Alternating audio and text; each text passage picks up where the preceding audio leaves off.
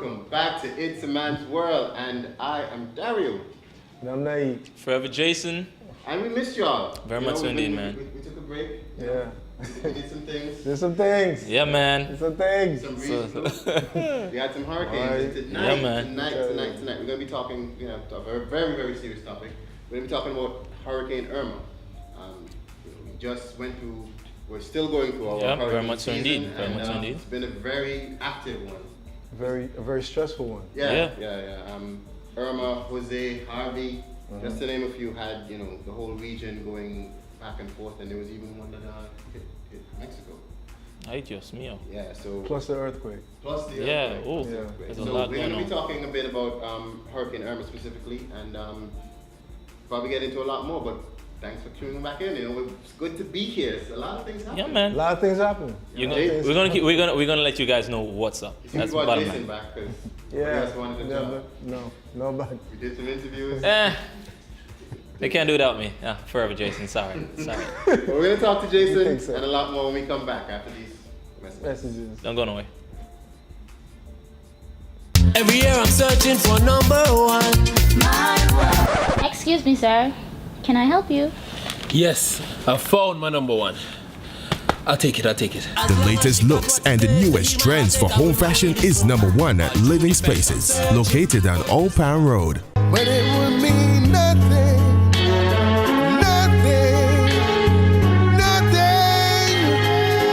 without a woman or a girl. And welcome back. It's still a man's world. I'm Forever Jason. We have Dario, and now you can in the house with me. And we are going to talk to you guys about Irma and what she's done to our country and our sister island. So, Irma. Yeah, the response, by the Antiguans to Irma. And I'm going to specifically talk about the Antiguans and not necessarily Antigua. I want to commend the non-profit organizations that actually jumped out. I got to give a shout out to the tireless team behind Nods. If anybody can remember what happened with Montserrat, they were basically the spearheading team behind the evacuation that took place on Montserrat.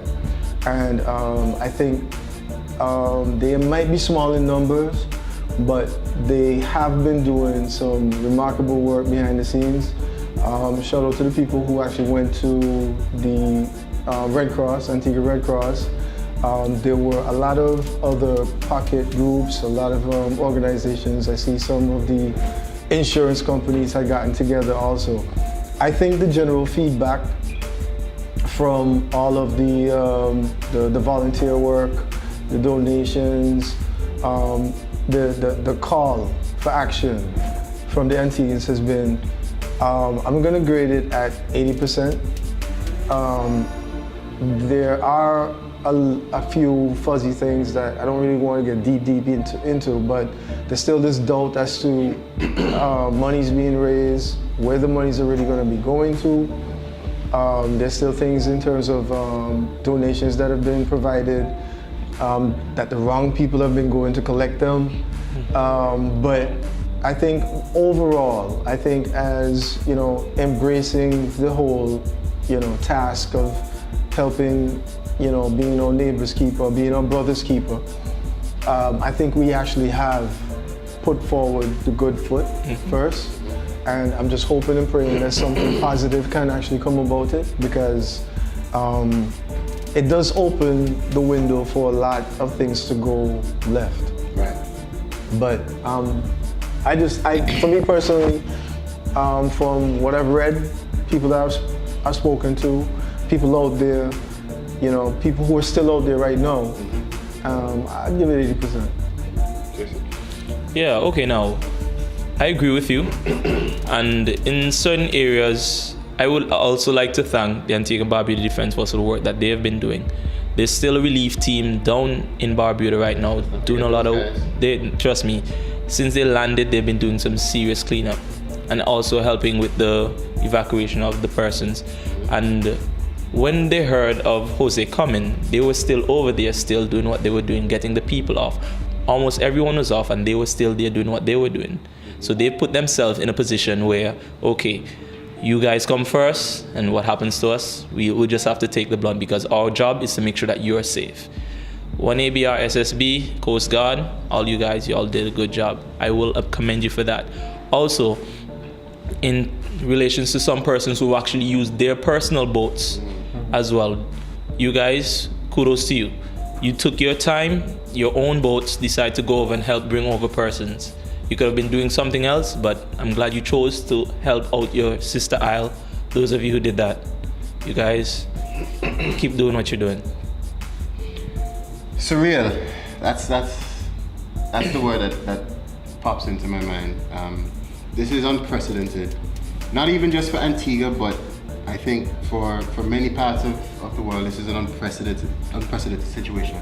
And like my colleague said, it was impressive to see the reaction from the Prime Minister, from NODS, from Defense Force, Coast Guard, Fire, Police, all the little individuals who came forward, all the groups, all the non-profits. Also the reserves. There aren't enough words for any of us to express thank you to everybody who gave and continue to give and continue to give and continue to give. And it's good to see. It's almost to the point where you can't control the emotions. When you start to understand the scope of what happened, the scope of what happened, the scope of the response, it almost, now it's gonna sound funny coming out, but it almost made the hurricane worth it.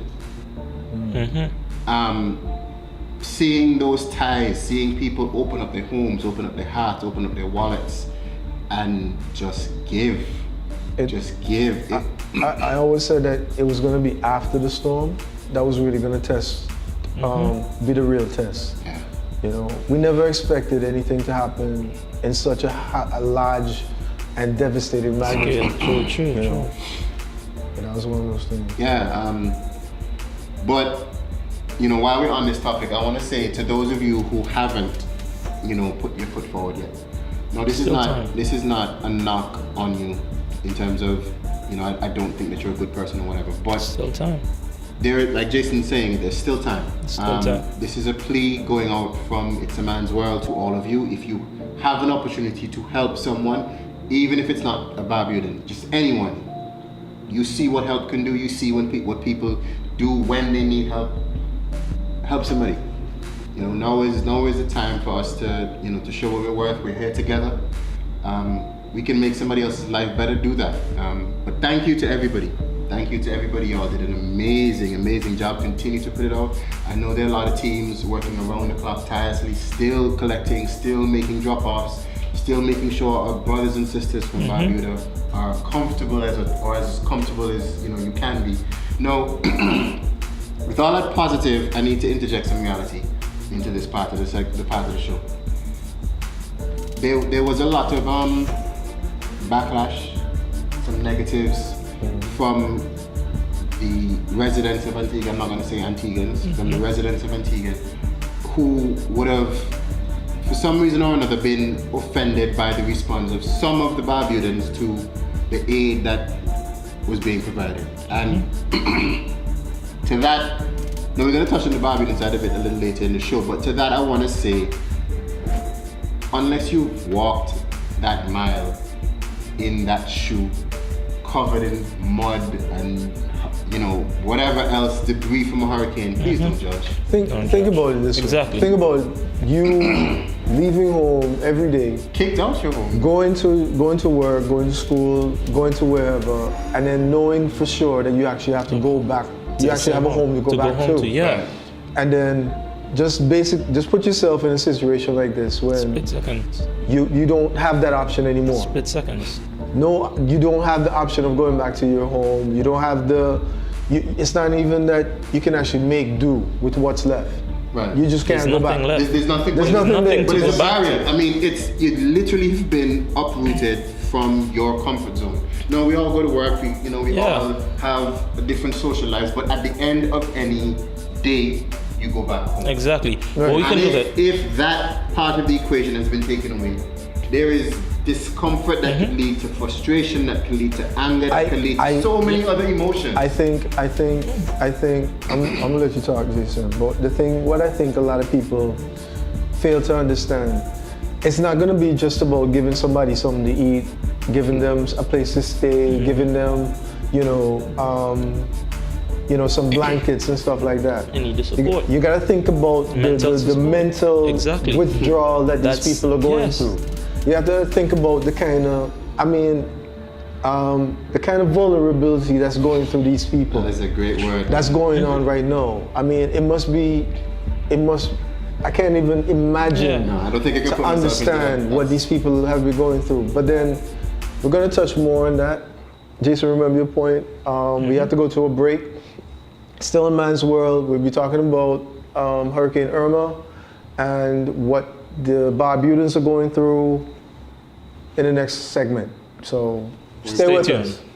Touching deep. But it would mean nothing. Nothing. Nothing. You're not a woman or a girl. And welcome, we're back to It's a Man's World. We're still on the Irma topic and the relief and response that Antigua has been giving Barbuda and the countries have been assisting us with. And my colleague made a point about the mental status. The Barbudans have been going through so much. Imagine walking, you say, okay, school, work, come back, home, have a place to rest. Next thing you know, hurricane come. Everything devastated. You don't even have a yard. You're in a junkyard. The island looks terrible. Imagine stepping outside, nothing there to look at. Debris, a trailer's leaning upside your house or even inside your house. But not to cut you off, Jason, but I don't want to stray from the point too much. Let's not forget that they actually went through a hurricane. Exactly. So you're talking, you're going to the aftermath. They actually went through a storm and you're inside your home. Exactly. Your roof goes. Your wall caves in. Wondered if you're gonna live. You see your neighbor's roof passing by your house. I mean, this is real life trauma. That we become so detached, so disassociated from that. We can now look at these people and say, just take out of here. Yo, the reality of the situation is that, and this is what I always go back to. Oh yes, Bobby, you're devastated, but listen, I mean, my condolences go to the family who lost that 2-year-old. Child, yes. But it could have been really, really worse. Yes. Yeah, it could have been. I mean, the death toll could have been at least 90%. But you've gone to death with even the injuries. Exactly. I'm saying, that's miraculous. it's miraculous to know They're that blessed. people, under their own strength, could actually leave the island. Listen, that's what I always come back to. I mean, I'm not trying to play like, glass half full guy, but I mean, you have to give some sort of thanks for that. You have to acknowledge that fact that I mean, the lives that were put Spirit. in harm's way, that can still live to talk about it today. It's But we're going to talk about the Barbudans in a minute, but let's talk about what we can do, or what you think we can do to get better for the next one, because we do still live in a hurricane belt. hurricane bunkers. Hurricane bunkers. I mean, back in the world wars and all of that, when they had all these bombs and everything going around the place and everything, they had bunkers. They had underground bunkers that were well sustained with food, shelter, reinforced from all these bomb attacks and everything. Listen, hurricane shelters, the traditional hurricane shelters are what we used to rely on, or what we thought. The church, the school, the police station. They ain't cutting it right now. It's not. Listen, that we've done that. It's time for us to move on. Yeah. You know what I mean? It's like playing football with batter slippers. In a manner sense right now, because we see what's happening now, and I don't think anything is gonna come. I mean, we had a hurricane pass over and through Barbuda that surpassed the scale. At one point, they said that it was a category 5 Plus. plus. I don't Because know. the scale The meteorologist didn't go gave any up. higher. The You know, meteorologist just gave up on that. 185 miles per hour. I mean, listen, we have to make some sort of provision going forward that can, one, house not at least, but the entire population, whether the storm is coming from east, west, north, or south. Make sure that it's well fortified, make sure it's well stocked, and it shouldn't be a backup situation where, okay, our houses are flat, so let's go there now. Or in the middle of the storm, let's do this now. The powers that be, if you really, really want to make a difference, and if you really want to make your money and your legacy shown, I don't even care if they put, you know, this is the shelter and name it after about 6 or 7 different government ministers. If all of them like on, you know, on pillar of steel or whatever, it needs to be done. It needs to be done. You know, Agreed. I mean, there's no other way that we can look at it, because outside of you gonna hire like helicarriers to take us away, or the cruise ships to come and take everybody off the island until the storm passes. It makes no sense. That's why I think we have to take everything into consideration right now. If we used to build houses that could withstand 110 miles per hour 10 years ago, we gotta up the ante right now. And another thing, we need to pay attention to the radios, and because sometimes we actually don't listen to the weather. Some people, they wait until last minute to hear, oh, that's what's going on for real, and they wait last minute to actually prep. Some people actually wait till last minute to prep.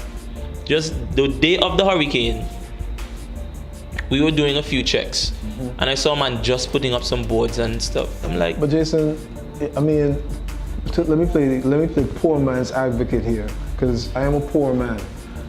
Not everybody has the means or the time or the means to get all that thing taken care of. I can understand what you're saying, that people need to at least adhere to the warnings and then make provision, because if you know your house can't be fortified, you're gonna find somebody's who go to somebody's house who made, you know, or a shelter or what have you. But then you can't really blame a man who gets paid the Friday when the hurricane is gonna come the Friday. You really can't do that. You really can't blame. And it goes back to what I said about us sustaining, you know, going forward with people and building standards and everything. You know, somebody was telling me some craziness about somebody in one of these organizations saying that, oh, the houses that they had weren't up to code. Who can actually afford to build a house to such a scale and to such a code that that you know for sure is gonna withstand? Listen, they had concrete buildings that basically ripped apart. We're flattened, yeah.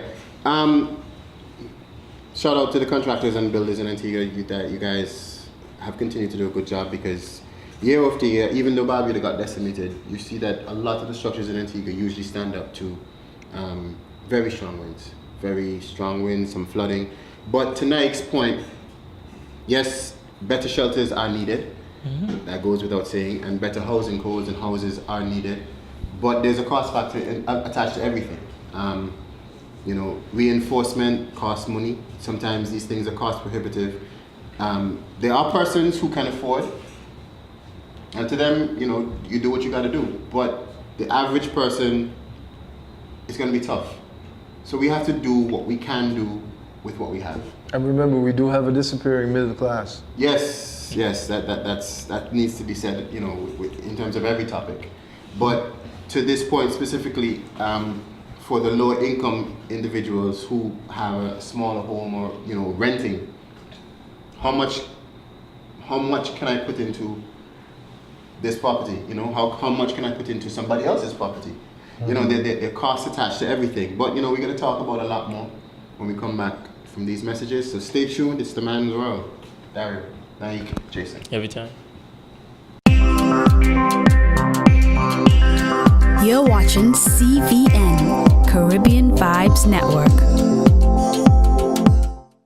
And we're back. It's still a man's world. I'm Naik. I'm here with Jason and Dario, Right. and we're here talking about Hurricane Irma. Now, for this next segment, we're going to be talking about the controversy that has been, it's been erupting and it's been rumbling right now about Barbudans not accepting the charity that's being shown to them since they've been, since they've been displaced and having to seek refuge in Antigua. Now, from what I'm hearing is there seems to be a problem with the standards that they've been accustomed to, or some expecting more than what they were actually accustomed to. Jason, what do you think about it? Well, before I speak on that, there's actually an instance I can speak about where there was, they were at multipurpose center and there were some persons who say, if you have availability, they have some persons. This with the housing? Yeah, with the housing, right? There was a situation where a woman took in a few Barbudans and carried them to a home, and they actually wanted to go back, right? They say they don't want to stay here. They're not staying here, and they actually like a curtain. I don't think they even like the smell of the house. I don't know, but they went back. They did not stay there. They went back the same night. Like, okay, well. Okay. That's Context. That's weird. Now, unless you have all the information, it's very, very dangerous for you to make a decision or judgment on anything. Speaking from first hand, because I was at the multipurpose center trying to lend whatever aid I could, and I'm going to be honest with you, I was in the receiving area and the distribution area for the clothes and some of the toiletries and stuff. And you wouldn't believe the things that people donate. Now, this situation was not an opportunity for you to clear out the things that you had sitting in the top of your closet, the holes in it that you didn't want to throw in the garbage, but you didn't, make interact. Some people were given used, torn shirts, pants, underwear even. This is a real thing. Now, compounded by that, you're going through. I'm not saying that any of the Barbudans actually received these items, but being there and seeing what was going on. Compounded by that, multipurpose center in and of itself, even though you were reacting to a situation, this was the first time for Antigua facing anything like this.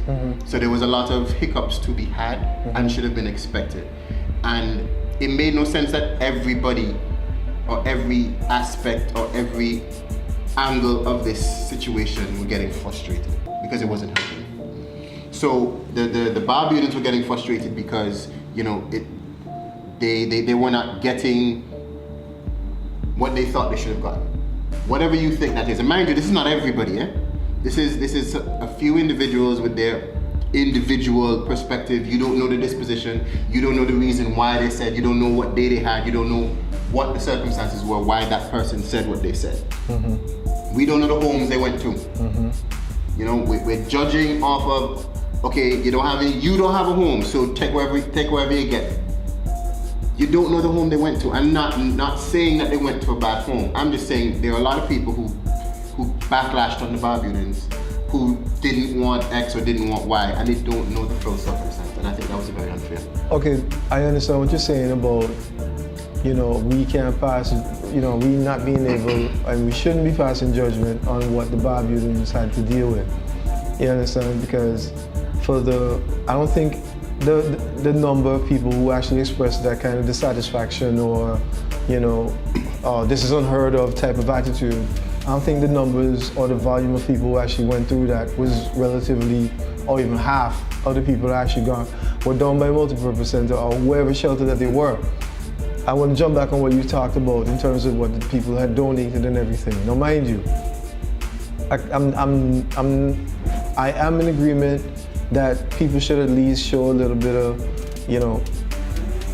show a little bit of concern and show a little bit of tact, in what you're gonna give. But then my thing is, right, if I'm gonna be volunteering or donating something, I personally, I'm gonna give you some good t-shirts I ain't giving you a great t-shirt. That's fine.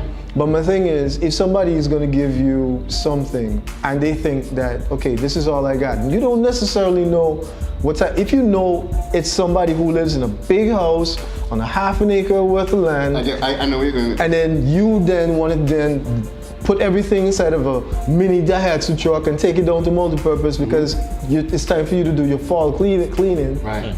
Well, then I might have some reservation. I'm with you with that. But then if it's somebody who's coming from a very conservative home And they just want to help. and they just want to help out, and then you're still going to see said holes in said t-shirts, then you have to then understand and say, okay, it's relative. It's relative. From the same point that you were trying to make, he's just making it I understand. both ways. And I get that. I understand that there are degrees to it, and I understand the willingness and you want to give. But if you need a phone, and I give you a phone that doesn't make calls, I haven't helped you. I have a phone that somebody loaned to me and it can't make calls. It's still locked up. So what's your point? What am I gonna do? What am I gonna do? Am I gonna look at the dude and say, yo, me don't want this? It can work on Wi-Fi. I say thank you and I'm appreciative of it. You feel me? Not in a crisis though. No. Listen. I understand where you're coming from. I get what you're saying. I know where he's coming from. Dario, I understand from the Bible. Dario, I understand where he's coming from, me and man. you own stores, if I own a food store and you own a clothing store, and then you saw me bringing in like cooked food or pot of soup that you don't know how long the soup will sit on for, There you go. a pot of rice that you don't know how long the right to sweat for, but then I have a store that sells food that you can prepare, you have a problem with me. If you own a clothing store that you can kill me with clothes with, Yep. and then you see me showing up with a whole bunch of bacon collared t-shirts with coffee stain and cigarette stains and all them in them, That's a problem. I'm gonna have a problem. Right. Because it's not relative. Right. You understand what I'm saying? So I can understand that a lot of the things that were donated might not have been creme de la creme. No, a lot of the stuff wasn't usable. A lot of it- unusable stuff. See, this is the thing. My thing is, right, sometimes I'm not nearly saying that people should then take whatever mediocre thing that you give to And them. that's the But problem then that I sometimes have. you have to understand, you have to put yourself in a place of humility. You have to put yourself in a place and say, okay, listen, this is what I'm getting now, but I'm gonna be expecting to get something a little better, come forward or whatever. You understand what I'm saying? This is what I'm saying, but I definitely understand what the people are going through, and I can understand why, and it goes back to that mental thing too. But we're gonna give you our last thoughts when we come back after these messages. So stay tuned. And from Naik, Jason, Dario, it's a man's world. When it would mean nothing. You're not a woman or a girl. And we're back, still a man's world, and we're gonna give you our final thoughts talking about Hurricane Irma and its impact on our sister isle and our brothers and sisters from Barbados. Jason? Yeah, my thoughts are we need to just continue doing what we're doing so far with the relief, Defense Force, Coast Guard, Reserve soldiers, police, Red Cross, all persons who are lending a hand. Keep doing what you're doing. A little goes a very long way, no matter what it is. Just keep helping. If you keep helping, in the future, you don't know what can happen for you. You could tell Jason really wanted that badge, boy. Oh my God. Really, man? Are you serious? Anyway, Oh my gosh! That I want is to so commend inappropriate just now. everybody who's already volunteered, either the time, good clothes, food that people actually can eat, money, just showing the concern.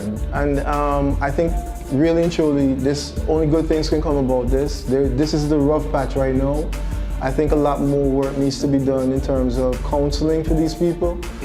I think it really, really, people are showing their, poker faces right now. They're trying to make the best of what they've been given. But I really do think that some sort of, counseling to find out what's really going on in these people's mind, just to appease them, let them know that everything is going to be all right, and give them some sense of hope going forward. I think that's the only way that's really going to, result in a positive outcome. Bobby, we love you. Antigua Bobby, you're strong. Hurricane Irma, you suck.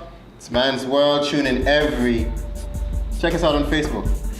It's a Man's World. CVN. Pick a stand up, even though we have bad roads. I know.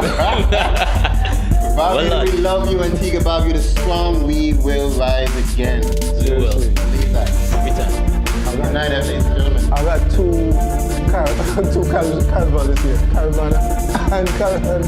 Come on, In man. Antigua. Come on. This year. Yeah. Can't believe you said that about Patrick.